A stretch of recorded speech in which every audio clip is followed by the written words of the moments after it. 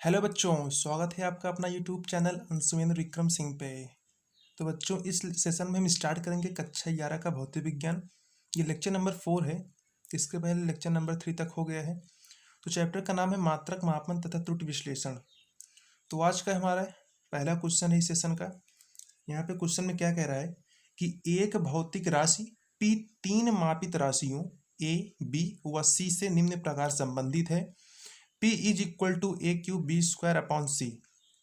ए B C की मापों में क्रमशः 1%, 2%, 3% की त्रुटियां हैं। राशि P के मान में संभावित महत्तम प्रतिशत त्रुटि ज्ञात कीजिए। तो आपको अधिकतम प्रतिशत त्रुटि अथवा महत्तम प्रतिशत त्रुटि निकालना है। तो देखिए यहाँ पे क्या दिया गया है कि ए बी सी की मापों में क्रमशः 1%, 2%, 3% की त्रुटियां हैं। तो ये किसके मान है? ये है del A upon A into में 100, अर्थात ए के माप में जो प्रतिशत त्रुटि हुई है वह आया है 1%। और यहाँ पे जो बी के मापित मान में क्रमशः जो त्रुटियां हैं डेल बी अपॉन में B into 100 is equal to आया है 2%। और यहाँ पे जो del C upon C into में 100 का वैल्यू निकला है वो आया है 3%। तो ये प्रश्नानुसार यहाँ पे तीन मान दिए गए हैं। Del A upon A into 100 is equal to 1%, del B upon B into 100 is equal to 2%, del C upon C into में 100 इज इक्वल टू 3%। अब यहाँ पे आपको एक सूत्र दिया गया है कि P is equal to A cube B square upon में सी। अब सूत्र को हम हल करेंगे तो यहाँ पे P इज इक्वल टू अंश का ए क्यूब बी स्क्वायर को सेम रहने देंगे। अब देखिए अपॉन में सी है, इसकी पावर 1 है, ऊपर आएगी तो इसकी पावर क्या हो जाएगी? -1, सी की पावर -1। अब सी की पावर -1 को हम क्या लिख सकते हैं? ए क्यूब बी स्क्वायर माइनस सी। अब यहाँ पे हम निकालेंगे क्या? P के मान में अधिकतम प्रतिशत त्रुटि अथवा महत्तम प्रतिशत त्रुटि। तो क्या बन जाएगा? Del P upon P into में 100 का वैल्यू हमें निकालना है और यहाँ पे आया है ए क्यूब बी स्क्वायर माइनस का सी। अब देखिए हमने इसके पहले भी क्वेश्चन सॉल्व करा दिए हैं। अगर ए की कुछ पावर है अर्थात यहाँ पे 3 है तो 3 आगे आ जाएगा और यहाँ पे del A upon A into में 100 हो जाएगा। अब देखिए यहाँ पे हम इंटू में है तो बीच में प्लस लिखेंगे। अब यहाँ के b की पावर 2 है, 2 आगे आ जाएगा। ये हो जाएगा del B upon B into में 100। जब आप अधिकतम प्रतिशत त्रुटि निकालते हो या संभावित प्रतिशत त्रुटि, यदि बीच में माइनस का चिन्ह लगा है तो आप उसको प्लस कर दीजिए। और सी का संभावित अधिकतम प्रतिशत त्रुटि क्या हो जाएगा? डेल सी अपॉन में सी इंटू में 100। तो आइए हम यहाँ पे वैल्यू रखते हैं, उसके बाद del P upon P into में 100 का वैल्यू निकल जाएगा। तो अगले स्टेप में हो जाएगा del P upon P into में 100 इज इक्वल टू, यहाँ पे 3 इंटू में क्या है? Del A upon A into 100। इसका वैल्यू हमने ऊपर लिखा है del A upon A into 100 is equal to 1%। तो इसका वैल्यू यहाँ पे 1 निकल के आया है। प्लस यहाँ पे 2 है, 2 into del B upon B into में 100 का वैल्यू यहाँ पे क्वेश्चन में दिया है 2%। कितना है? 2%। Plus del C upon C into में 100 का वैल्यू कितना दिया गया है? 3%। तो यहाँ पे लिखेंगे 3%। तो आशा करता हूँ ये आपको समझ में आ रहा होगा क्योंकि बहुत ही इजी टॉपिक है। उसके बाद यहाँ पे हो जाएगा डेल पी अपॉन में पी इंटू में 100 इज इक्वल टू, अब यहाँ पे 3 में इंटू में 1 करेंगे तो यहाँ पे 3 ही आएगा। 2 इंटू 2, 2 2 जा 4 और प्लस का यहाँ पे 3।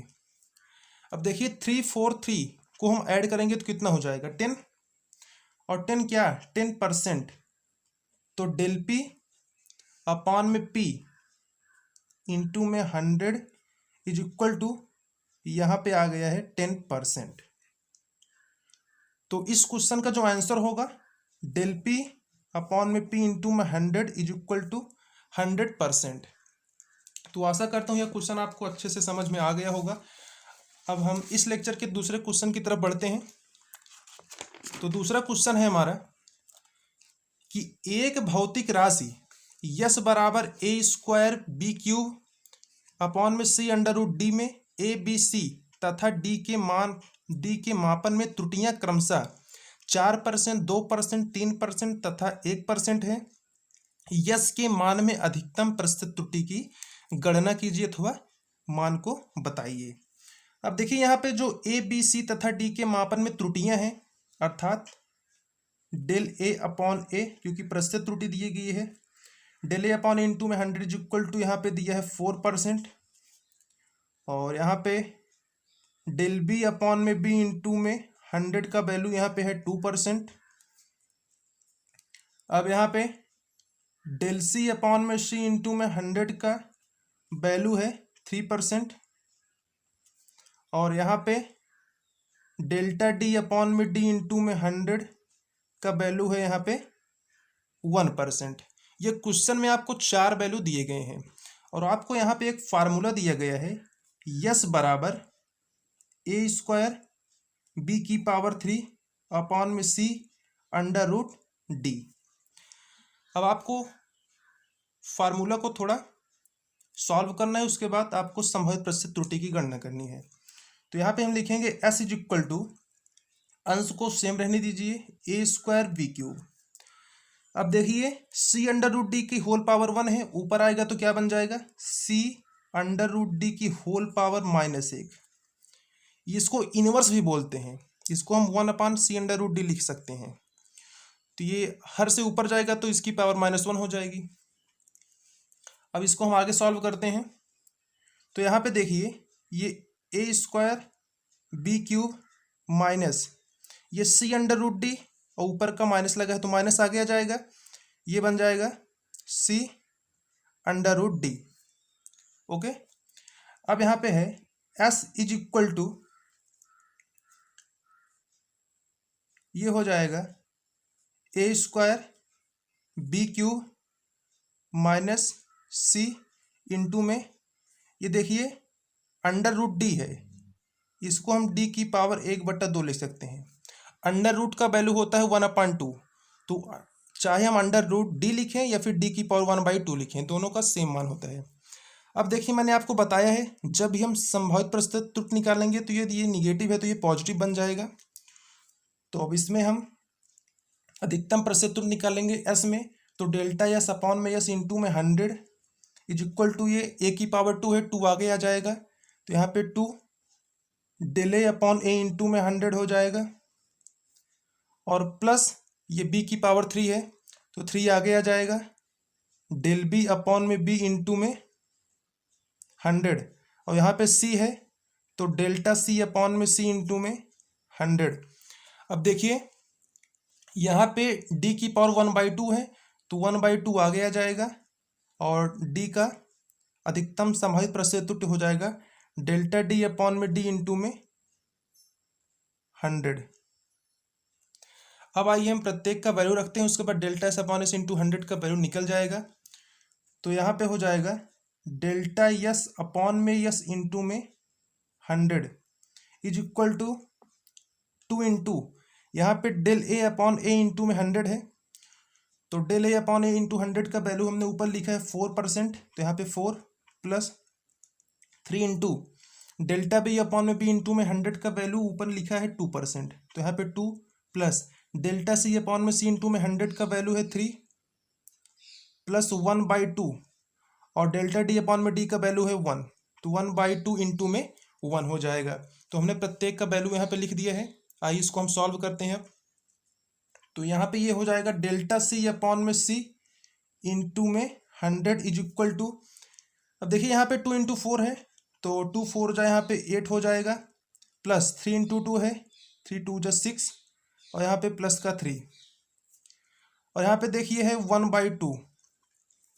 अब देखिए 1/2 को हम जब भाग करके उसको निकालेंगे तो 0.5 आ जाएगा, ये बन जाएगा डेल्टा एस अपॉन में एस इंटू में 100 इज इक्वल टू, यहाँ पे 8 + 6 + 3 है तो तीनों को ऐड करेंगे तो यहाँ पे 17 प्लस 1/2 को सॉल्व करेंगे 0.5।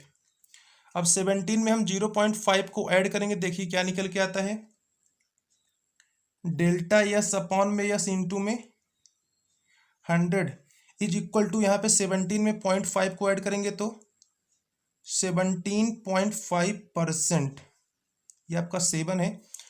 तो आपका जो डेल्टा यस अपॉन में एस इंटू में 100 का वैल्यू निकला है, अर्थात एस के मान में अधिकतम संभावित प्रतिशत त्रुटि, ये 17.5% आया है। ये आपका फाइनल आंसर हो जाएगा। डेल्टा एस अपॉन में एस इंटू में 100 इज इक्वल टू 17.5%।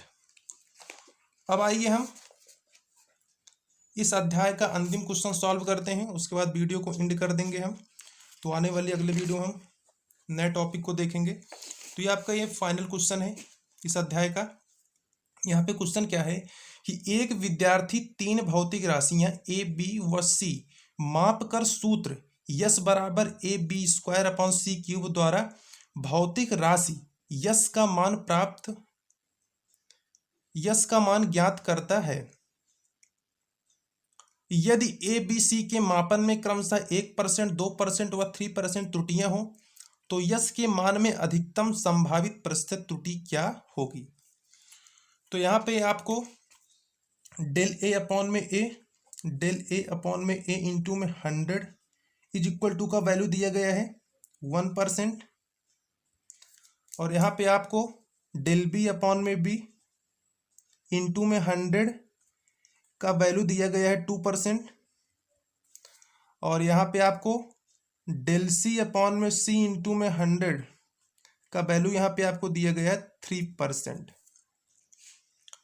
अब देखिए फार्मूला क्या दिया गया है क्वेश्चन में, एस बराबर ए बी स्क्वायर अपॉन में सी की पावर 3,